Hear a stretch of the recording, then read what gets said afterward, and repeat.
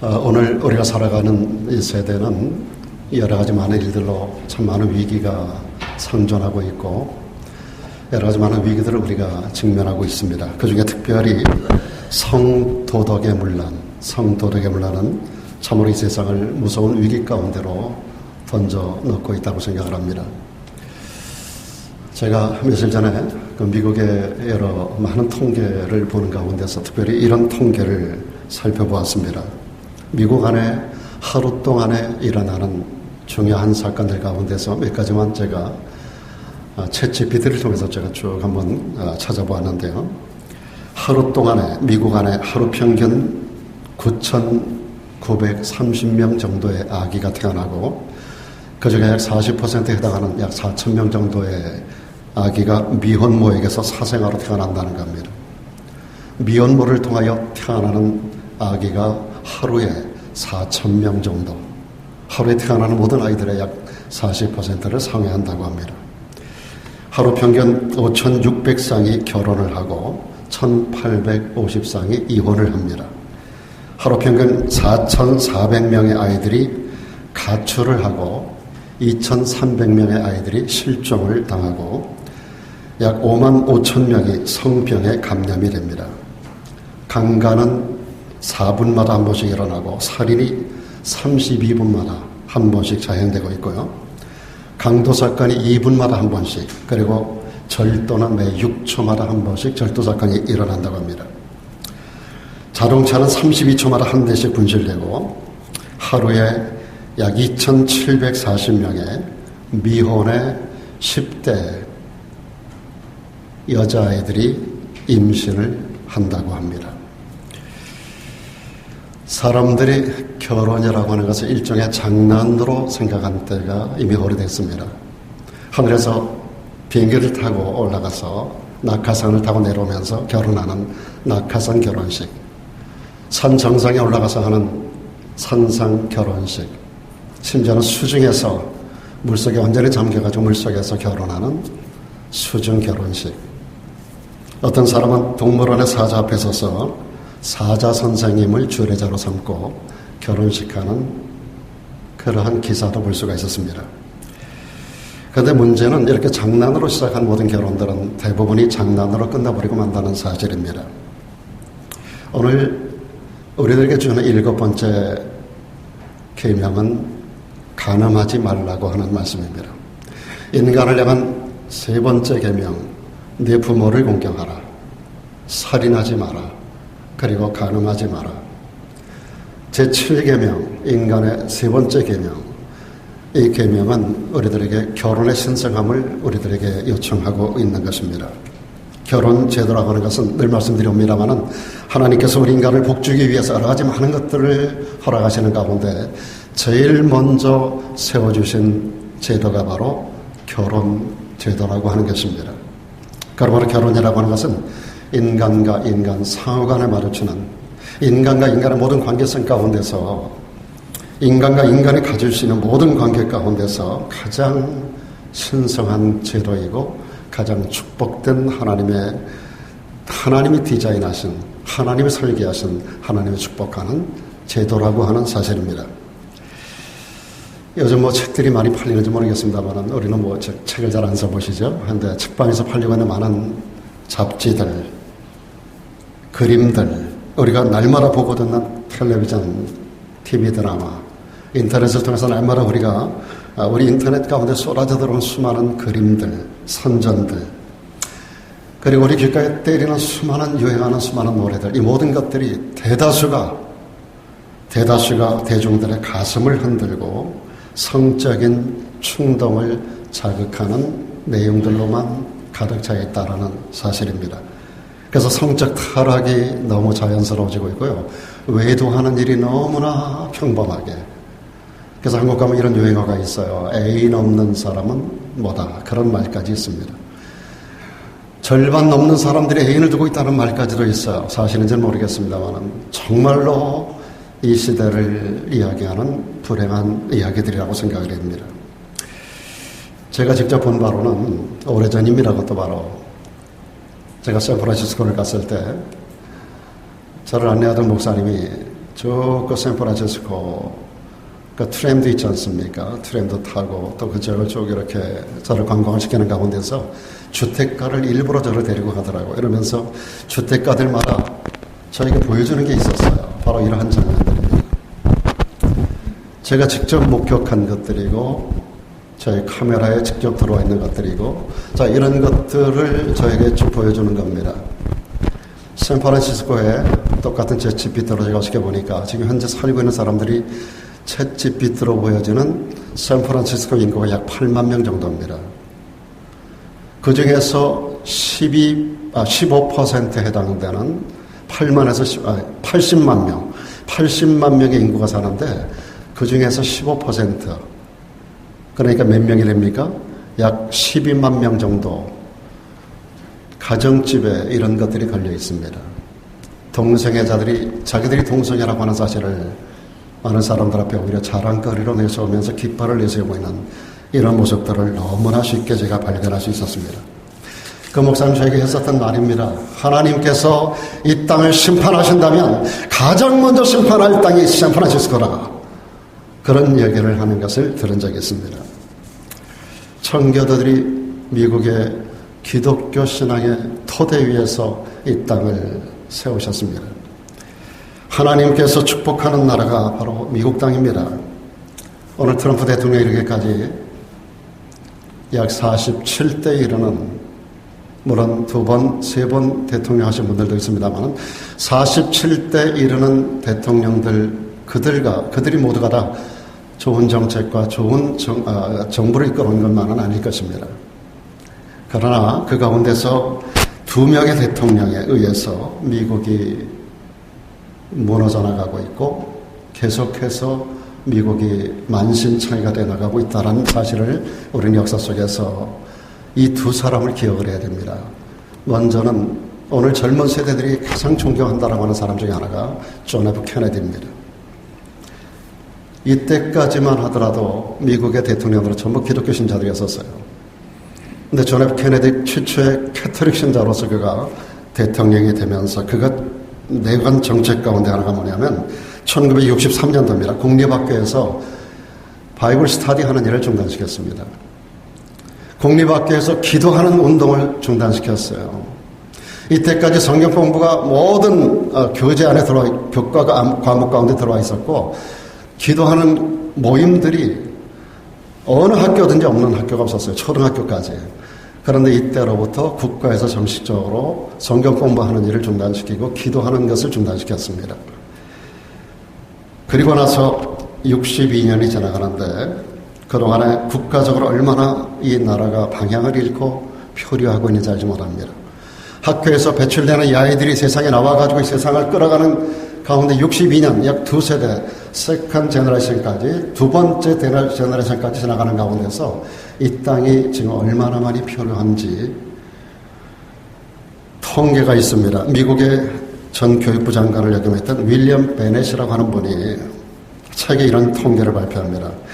이때 존 F 케네디가 이것을 1963년도에 발표하고 나서 폭력 범죄가 560%가 늘었다는 겁니다. 사생아가 400%가 증가했다는 겁니다. 4배가. 결손 가정 아동이 3배가 증가했고 10대 자살률이 200%가 늘었고 대학 입학시험 성적은 80%가 하락을 했다는 겁니다. 어린아이 때로부터 기독교 신앙으로 아이들이 성장해 나가야만 되고 양육돼 나가야만 할 때 그들은 세계적인 최고 국가를 만들어 왔지만 지금 미국의 위상이 추락하는 이유, 어느 때부터인가 무엇인가 디클라인으로 계속해서 추락하고 계속해서 이 땅이 망가져가는 과정이 바로 1963년도에 존 F 케네디가 내건 정책 결과로 나타난 현상이라고 하는 것입니다. 여러분, 하나님을 멀리하면, 하나님을 버리면, 오늘 여러분 계속해서 가정성경을 통하여 신명기를 읽고 있지 않습니까? 신명기가 계속 강조하는 게 뭡니까? 우리가 구약을 찾은 여기서 8년 동안을 제가 계속 강의를 해왔습니다. 구약성경 전체가 우리들에게 말하는 게 뭡니까? 하나님을 멀리하지 말라는 겁니다. 하나님을 멀리하면 개인이 됐든 가정이 됐든 나라는 반드시 추락하고 망하게 되어 있다라고 성경은 말하고 있어요. 아삽은 시편에서 이런 말합니다. 하나님께 가까이 함이 내게 복이라고 말씀하고 있습니다. 여러분, 우리나라가, 그리고 이 땅 미국이, 그리고 여러분의 가정이, 그리고 우리 모든 성도 하나하나가 하나님을 가까이 하기를 주님의 이름으로 축원합니다. 하나님을 가까이 하는 나라가 복을 받는 거예요. 하나님을 멀리하는 자는 반드시 망하게 되어 있어요. 추락하는 것은 반드시 이유가 있는 거예요. 추락하는 비행기는 반드시 문제가 있는 비행기가 추락하는 거예요. 여러분, 추락하는 나라는, 추락하는 가정은, 추락하는 개인의 삶은 반드시 이유가 있는 거예요. 하나님을 멀리할 때 그 대상이 누구가 됐든지 추락하게 되어 있는 거예요. 잠시 동안에는 하나님을 멀리해도 잘 될지 모르겠습니다만 이거 참으로 쏟고 있는 겁니다. 반드시 내리막길을 걷게 되어 있어요. 미국을 망쳐놓은 또 한 명의 대통령이 어느 미국 사람들에게 가장 인기를 끄는 제스처를 많이 했었던 오바마 대통령입니다. 가장 사악하고 가장 폐악한 사람, 폐악죄를 많이 한 사람이 오바마입니다. 오바마는 2009년에 미국은 더 이상 기독교 국가가 아니라고 그런 공식적으로 선언을 했습니다. 1952년부터 트루만 대통령이 지정해서 지켜봤었던 국가 기도의 날을 그 해에, 그가 대통령이 되고 나서 그 해에 국가 기도의 날을 폐지해버렸습니다. 그리고 그날을 동성애자의 날로 선포를 했습니다. 한가로 나라가 그는 6월달을 레즈비언, 게이, 양성애자, 성전환자 금지의 날이 아니라 금지의 날로, 그 이전까지는 금지되었던 이와 같은 일들이 미음자 하나가 이음자 하나로 바뀌어버렸어요. 금지한 날이 금지의 날로 바뀌어버리고 말았어요. 그리고 그는 그런 종류의 사람들을 대표하는 분들을 백악관에 초청해서 그들 앞에 이런 말을 했습니다. 나는 여러분의 친구이며 동행이고 옹호자이며 여러분과 함께 여러분을 위해 싸울 대통령입니다라고 했습니다. 그들을 위해서 싸우는 대상이 누굴까요? 그들을 옹호하고 보호하고 그들을 지켜주기 위해서 싸워야 할 대상이 누굴까요? 누구와 싸우겠다는 겁니까? 교회와 싸우겠다는 겁니다. 하나님을 대적하겠다는 거예요. 하나님이 그들을 공식적으로 하나님께서 잘못했다라고 성경은 죄라고 말하기 때문에, 교회가 이것을 죄라고 선포하기 때문에 교회와 싸우겠다는 거예요. 그리고 나서 그가 소속한 민주당에서 혐오 범죄 방지법을 상정하고 통과시켜버렸습니다. 그 해에. 이 법안은 교회에서 동성애를 금하는 그런 성경 구절을 가르치는 일을 중단시키는 겁니다. 오늘 저처럼 이런 말씀을 가르치는 목회자를 죄인으로 지목하고 법적으로 제재하겠다는 거예요. 미국의 많은 스테이트가 지금 그렇게 들어갔고요. 그렇게 하고 있습니다. 한국의 민주당도 이와 같은 차별금지법이라고 하는 것을 매년마다 상정하려고 하는 그런 시도 가운데 아마도 이재명 정부에서 통과될 거로 예상이 됩니다. 그들의 폐악질은 끝이 없기 때문입니다. 반드시 통과될 겁니다. 그동안에 교회들이 여러처럼 야단을 하고 수많은 사람들이 반대를 해서 그동안에 수십만이 상정되려고 하다가 전부 다 차단되고 있는데 아마도 통과될 거라고 저는 봅니다. 이번에 특검을 통해서 여의도 순복음교회를 김장한 목사님을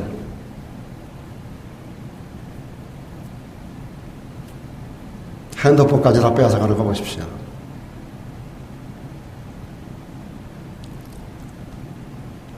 이게 지금 정상이라고 여러분 생각하십니까? 한국을 대표하는 분들 아니라 세계를 대표하는 분, 그런 기독교 지도자들 집까지 들어가서 전부 다 컴퓨터까지 다 들고 나가는 거예요.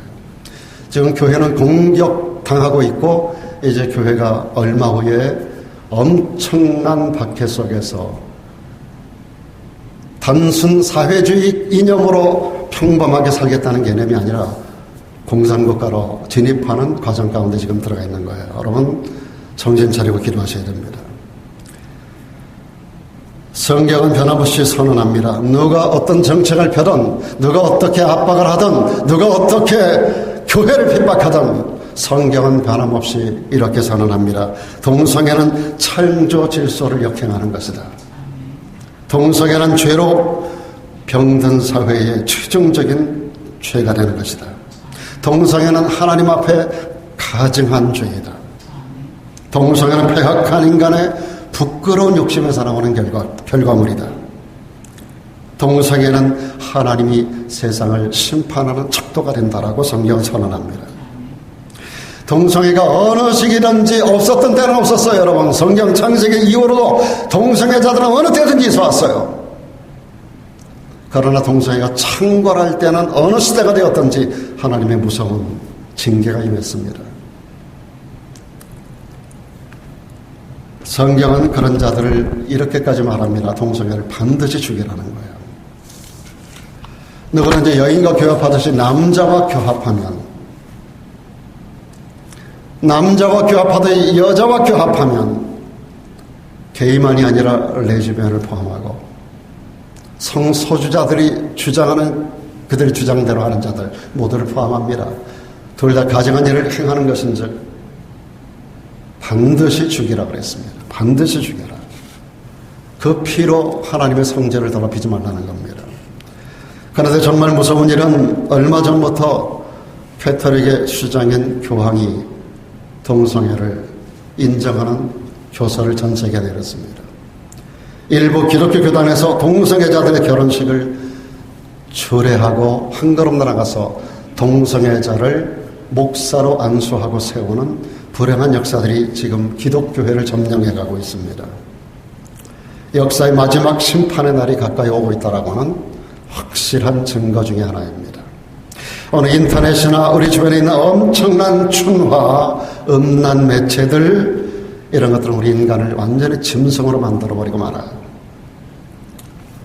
얼마나 많은 경우 어린아이들을 통해서 그리고 이 사회를 도전하고 있는지 몰라요. 참으로 우리는 소돔과 고모라를 능가하는 타락의 시대를 살아가고 있습니다. 타락과 방탕으로 가정의 신성함이 무너진 개인과 국가는 반드시 망한다고 성경은 말하고 있습니다. 여러분 소돔과 고모라가 그냥 망한 게 아니에요. 그들이 음란했고 방탕했고 동성애가 자행되고 심지어는 하나님께서 멸하는 2명의 천사를 보냈을 때도 롯의 집으로 들어갔지 않습니까? 그들이 외부에서 왔다는 2 남자가 번듯하게 생긴 2 남자가 롯의 집으로 들어갔다는 것이 소문이 나니까 그 지역의 남자들이 다 몰려와가지고 그 2 놈을 내놓으라는 겁니다. 롯의 집을 두들기면서 한밤중에 우리가 상관하겠다 그랬어요. 상관한다는 것이 동성애를 하겠다는 겁니다. 여자들이 와서 남자들을 내려라고 한 게 아니에요. 그 지역의 남자들이 다 모여와가지고 외부에서 들어온 멀끔하게 생긴 2명의 남자, 이 천사들이 사람의 모습으로 하고 들어왔거든요. 그들을 멸하기 위하여 온 천사인지도 모르고 그들을 내놓으라는 거예요. 2 놈을 우리가 상관하겠다. 상관한다는 단어가 동성애를 하겠다는 거거든요. 여러분 롯이 밖에 나와가지고 아직 남자를 가까이 하지 아니한 내 2 딸이 있으니 2 딸을 내놓을 테니까 그 아이들에게 너희들이 마음대로 행하고 이 사람들을 손대지 마라 그랬어요.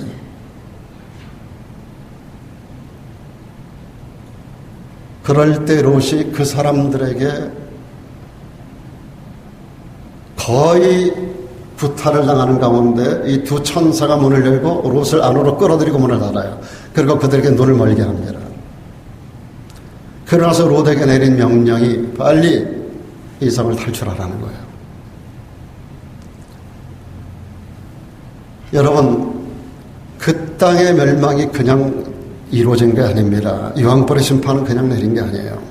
삼손이라고 하는 위대한 사사도 들릴라라고 하는 여인의 꼬임에 빠져서 여러분 잘 아시는 대로 머리카락이 잘리잖아요.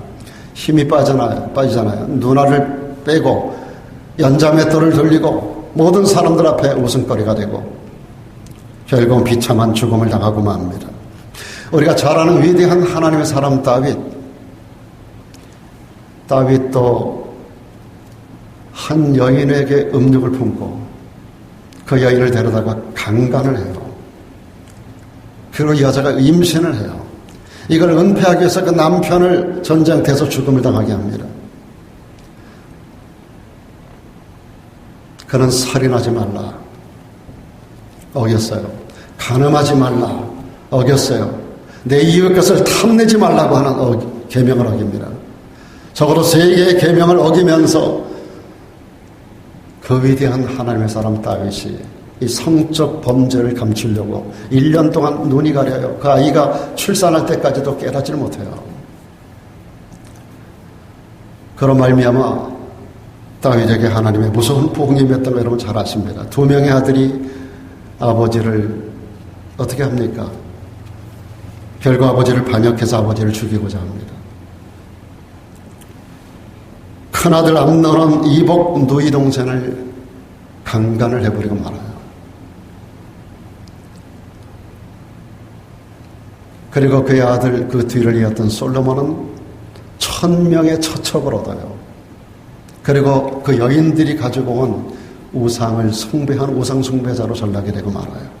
그 결과가 나라가 분열이 되는 결과를 가져오고, 그로 인하여 이스라엘 땅 그 성지 거룩한 하나님의 도성이 우상 숭배의 소굴로 바뀌고 남왕국과 북왕국이 우상 숭배로 멸망을 하고 마는 것입니다. 다윗의 죄가 이렇게 무서운 결과를 가져온 거예요. 순결을 상실한 사람은 그로 인해서 양심의 가책을 받습니다. 수치를 당하는 날이 옵니다. 인격이 파탄됩니다. 명예가 추락합니다. 가정적으로 망하고 만다는 사실을 우리는 반드시 기억해야 합니다. 간음하지 말라고 하는 이 7계명 우리들에게 무엇을 요구하는 것일까요? 무엇보다 이 7계명은 성령의 전인 나 자신을 깨끗하게 지키라고 하는 말씀입니다. 우리 몸이 뭐예요? 우리 몸이 하나님의 성령이 거하는 집이라는 겁니다. 하나님의 거룩한 영 성령이 거하는 전이라는 거예요. 그러므로 이 몸을 깨끗하게 지켜야 된다라고 하는 말씀입니다.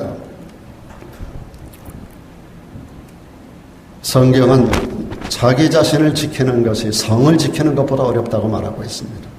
우리가 나를 지키는 것, 내 의지를 가지고 나를 지키는 것이 성을 지키는 것보다 어려운 거다. 성경이 이렇게 말씀합니다. 음행을 피하라. 사람이 범하는 죄마다 몸 밖에서 죄를 짓는 것인데 음행은 자기 몸 안에서 자기 몸에게 죄를 짓는 것이라고 말하고 있습니다. 여러분, 세상에서 순수한 사랑을 속삭이는 젊은이들의 이 속삭이는 사랑은 아름다운 것입니다. 젊은 남녀가 사랑을 속삭이는 것 정말로 가장 아름다운 것 중에 하나죠. 그러나 반면에 세상에서 음란과 정욕처럼 파괴적인 것도 없습니다. 음란과 정욕은 사람의 마음속에서 모든 자연스러운 사랑을 빼앗아가 버리고 마는 것입니다. 자연스러운 애정을 파괴하고 마는 것입니다. 여러분, 간음한다는 말이 뭘까요? 간음하지 말라라고 할 때 간음한다는 말을 국어사전에 찾아보면 국어사전이 이렇게 말합니다. 부부가 아닌 남녀가 성관계를 맺는 것으로 정의하고 있습니다. 그런데 여러분, 예수님의 가르침은 한 걸음 더 나갑니다.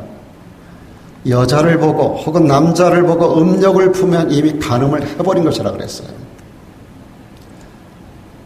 데리고 호텔로 들어가고 데리고 이상한 데 가서 성적으로 행위를 하는 것이 간음이 아니라 그것을 포함하고 주님의 가르침 한 걸음 나가서 여인을 보고 혹은 남자를 보고 음욕을 품는 자마다 이미 간음을 해버린 것이라는 거예요.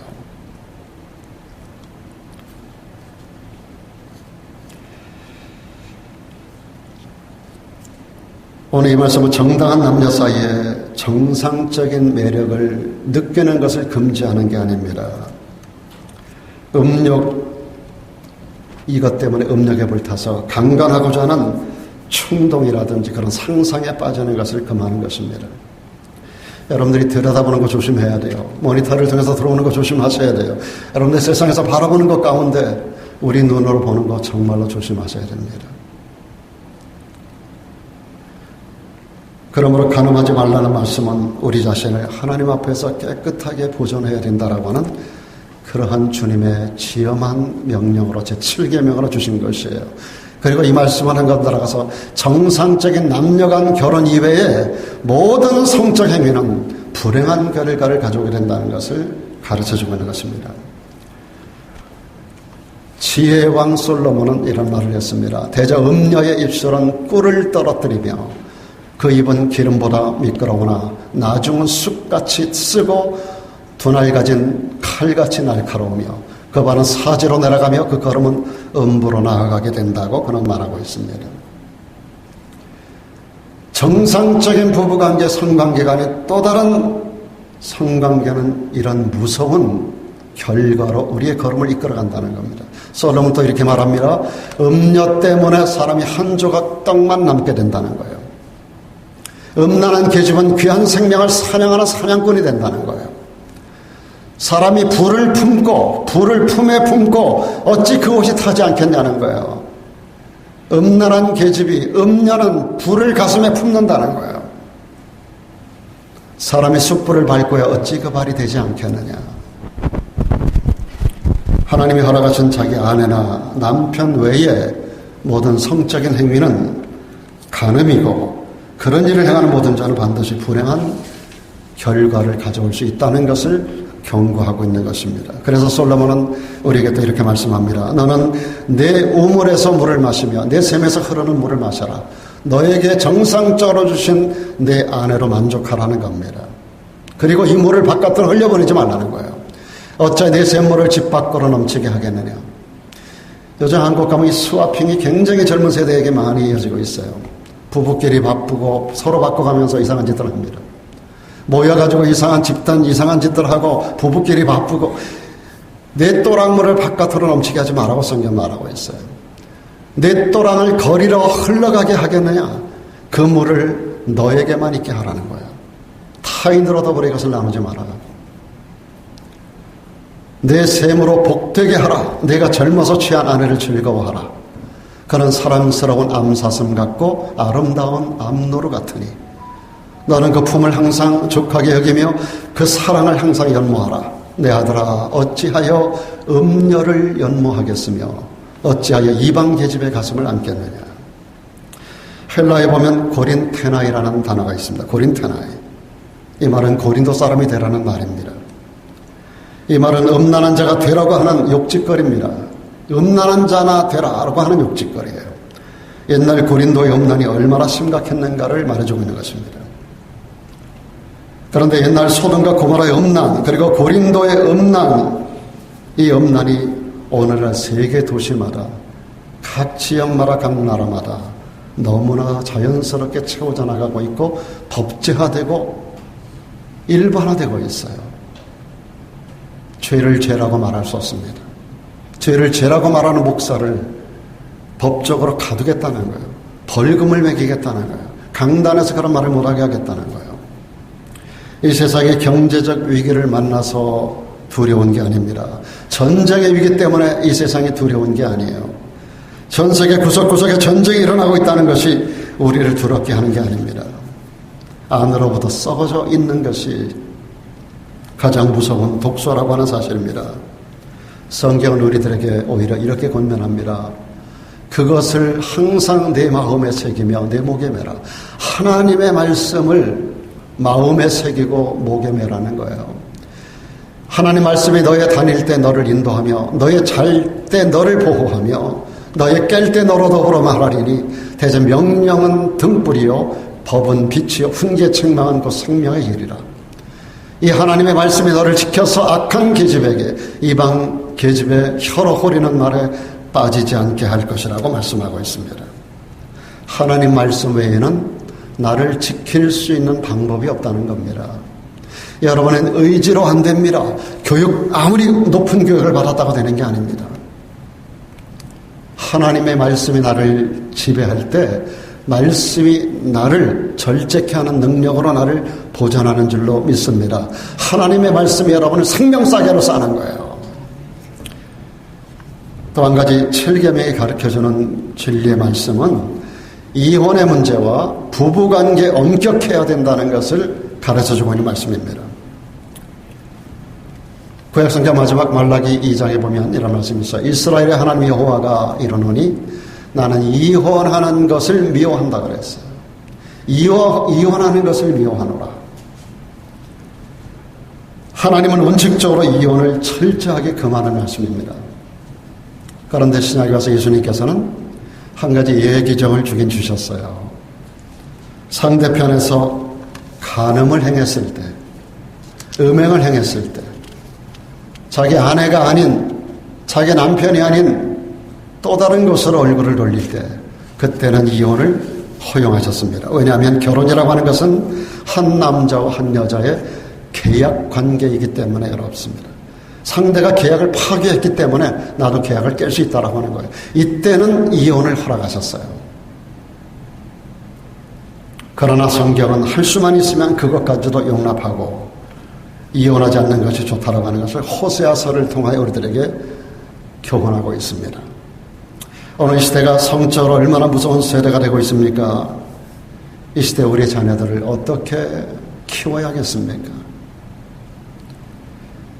하나님 말씀이 아니면 우리 아이들을 지켜낼 수가 없고 바로 양육할 수가 없어요.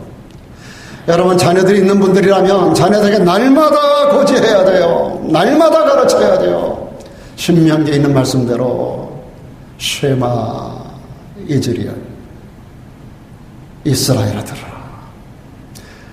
집에 앉았든지 길을 행할든지 잠잘 때 앉든지 깨어날 때 하든지 부지런히 아이들에게 가르쳐라는 거예요. 부지런히 가르쳐라. 하나님 말씀 외에는 우리 자녀 세대를, 다음 세대를 지켜낼 수 있는 방법이 없어요. 우리 자신도 하나님 말씀이 아니면 내가 나를 지킬 수 있는 방법이 없어요.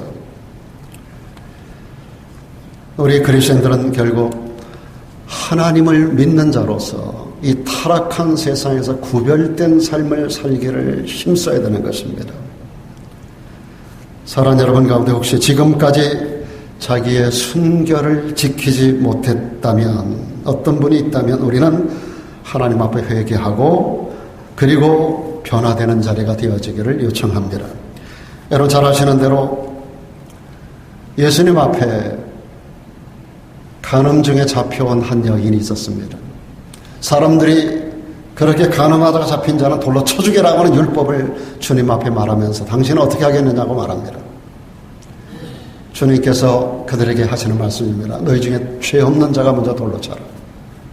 그 중에 누구도 죄 없는 자가 없기에 다 뿔뿔이 흩어져 버리고 말았어요. 다 뿔뿔이 흩어진 다음 이 여인만 남았을 때 주님께서 이 여인과 나누신 대화 가운데 이런 말씀이 있습니다. 너를 정죄하는 자들이 어디 있느냐? 예, 다 가버리고 말았습니다. 그래, 나도 너를 정죄하지 아니하노니 가서 다시는 죄를 범치 마라. 여러분 제7계명이 우리들에게 주시는 교훈이 뭡니까? 우리가 그런 성적인 범죄를 했다고 해서 그걸 정죄하고자 하는 말씀이 아니에요. 혹여라도 우리가 알지 못하여, 우리가 의지가 부족하여, 우리가 신앙이 연약해서 우리가 이런 범죄를 저질렀을지라도 우리 주님께서 다시 기회를 주겠다는 겁니다. 가서 다시는 이 죄를 범치 말라는 거예요. 주님께서 여인을 정죄하지 않으셨어요. 나도 너를 정죄하지 아니하노니 가서 다시는 죄를 짓지 마라. 어느 자리에 의해 지난 날을 묻고 우리 하나님 앞에 우리는 다시 새로운 마음을 가지고 하나님 영광을 위해서 우리의 정결함을 지켜내는 삶을 살아가기를 주의 이름으로 축원합니다. 사도 바울은 데살로니가전서 5장에서 이렇게 말씀합니다. 평강의 하나님이, 여러분 하나님은 우리에게 평강을 주시는 분이에요. 그 하나님이 친히 우리로 온전히 걸어가게 하시고 우리의 온 영과 혼과 몸이 우리 주님 다시 강림하시는 재림 때까지 흠없게 보존되기를 원한다고 말씀하셨어요. 오늘 주님이 주시는 자유함과 평강이 여러분 안에 충만하기를 축원합니다. 이제 이후에 오늘 작정한 마음의 결단을 가지고 여러분의 온 영과 혼과 육이 주님 다시로 전한 날까지 같은 죄를 반복하거나 죄를 계획하거나 생각하지 아니하고 나를 지켜내고 주님 앞에 온전히 보존되는 성도들로 살아갈 수 있기를 주의 이름으로 축원합니다. 이 교훈은 우리들에게 우리의 가정도 순결하게 지켜라고 말씀합니다. 여러분, 경제적으로 또 명예가 혹은 땅의 어떤 것들이 다른 사람보다 좀 부족해도 괜찮아요. 남편과 아내가 깨끗하게 순결을 지키고 서로 사랑하고 산다면 이 가정은 바로 행복한 가정인 줄로 믿습니다. 오늘 이 교훈의 말씀은 마지막으로 우리들에게 육체 순결을 지켜라. 그리고 하나님 앞에 신앙의 절개도 잘 지켜야 한다라고 하는 것을 말해주고 있습니다. 우리 존재가 하나님 앞에 영광을 돌리기 위하여 존재하는 자 아닙니까? 저도 여러분도 하나님의 영광을 위하여라고 하는 궁극적인 목표가 있는 줄로 믿습니다. 우리의 몸과 우리 영적인 삶이 하나님이 기뻐하시는 거룩한 산제물이 되어야 한다라고 하는 말씀입니다. 하나님 받으시는 제물에는요, 흠과 티가 있어서는 안 돼요. 여러분, 어린 양의 공개 전시라는 말이 있어요.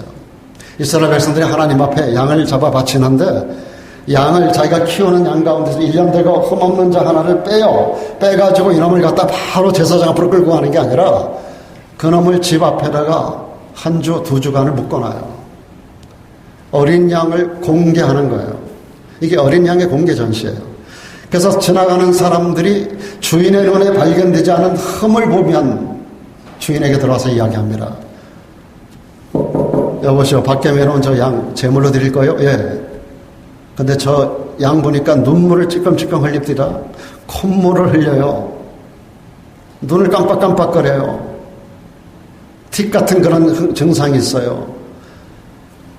주인은 보지 못하는 그의 흠없는 양이 사람들이 바라보면서 발견되는 부분이 있어요.